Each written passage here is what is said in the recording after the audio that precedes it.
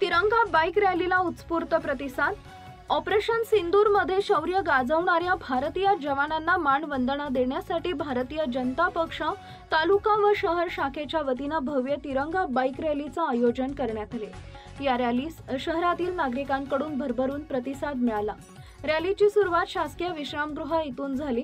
शिवाजीनगर, भवानीनगर, भगतसिंग चौक, छत्रपती शिवाजी महाराज चौक, doctor Babasaheb Ambedkar चौक, railway station, Pola चौक मार्गे ही rally Jaystambh चौकात समाप्त झाली।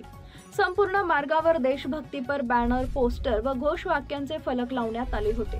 भारत माता की जय, शहीद जवान अमर रहे अशा घोषणांनी संपूर्ण शहरात देशप्रेमाचे वातावरण निर्माण झाले। रॅलीच्या समारोप प्रसंगी खासदार अनुप धोत्रे, आमदार हरीश पिंपळे तसेच उपस्थित आजी माजी सैनिकांनी शहीद स्मारकास पुष्पहार अर्पण करून कृतज्ञता व्यक्त केली। लष्कराच्या तिन्ही दलातील शूर सैनिकांना मानवंदना देऊन त्यांच्या कुटुंबियांप्रती आदरभाव व्यक्त करण्यात आला। या रॅलीत भाजपचे पदाधिकारी, कार्यकर्ते, विविध सामाजिक संघटना तसेच युवक युवती मोठ्या संख्येने सहभागी झाले होते। राष्ट्रभक्तीचा संदेश देणारी ही रॅली शहरवासियांच्या मनात दीर्घकालीन ठसा उमटवून गेली।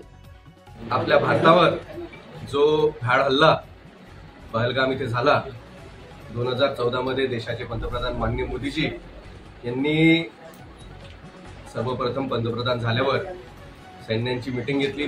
सैन्यांना सांगितलं त्यांनी की देशाच्या हिताचा आपण जो निर्णय घ्याल तुमच्या पाठीशी मी राहील। आणि एक बदल हा 2014 पासून आपल्या देशामध्ये होत आहे।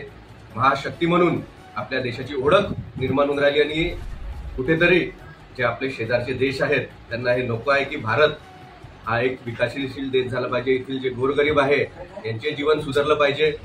आज मोदी आवास योजनेच्या माध्यमातून अनेक ज्या सरकारच्या योजना आहेत त्याच्यामधून सर्वसामान्य लोकांचे जीवन हे सुखद होत चालले आहे। आपण पाहू शकता महाराष्ट्र असेल, संपूर्ण देश असेल, इथे लोड शेडिंग सारखे विषय होते। उन्हाळ्यामध्ये 8-8 तास वीज नसायची। आज जो आपल्या देशामध्ये बदल होऊन राहिला आणि विशेषतः हे जे युद्ध झालं अवघ्या 23 मिनिटांमध्ये 9 ठिकाणी पाकिस्तानमध्ये आपल्या भारतातले शस्त्रास्त्र असतील, आपली एअरफोर्स असतील, आपली सेना असेल, आपलं नौदल असेल, या नेव्हीच्या माध्यमातून सगळ्या आपल्या सैनिकांच्या माध्यमातून एकतर्फ युद्ध हे भारताने केलेलं आहे।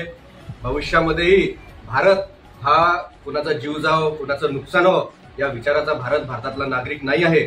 परंतु देशाचे पंतप्रधान माननीय मोदीजी, माननीय अमित शाह यांनी सांगितलं आहे की आम्ही आमच्या देशावर, आमच्या नागरिकावर अन्याय बिलकुल सहन करणार नाही। काश्मीरमध्ये लाल चौकामध्ये 2014च्या पूर्वी तिरंगा फडकवायची सोय नव्हती, परंतु आज आपल्या देशामध्ये जे बदल झाले आहेत 370च्या माध्यमातून जो बदल काश्मीरमध्ये झाला आहे, काश्मीरमधील नागरिक यांचं मत, यांचा विचार हाही बदलला आहे। भारतासोबत आपण राहिलो तरच आपला विकास होऊ शकते हा विचाराचा आज संपूर्ण देश आहे, संपूर्ण नागरिक आहे। त्यामध्ये सगळे समाज, विशेषतः जे मुस्लिम बांधव आहे यांनीही या हल्ल्याचा निषेध केलेला आहे। सर्व पक्ष माननीय मोदीजी यांच्या नेतृत्वामध्ये त्यांनी सगळ्या पक्षांनी, विरोधी पक्षांनी युद्धासाठी मोदीजींना सांगितलं की तुमच्या नेतृत्वामध्ये तुम्ही जो निर्णय घ्याल त्या निर्णयाला आम्ही तुमच्या पाठीशी राहू।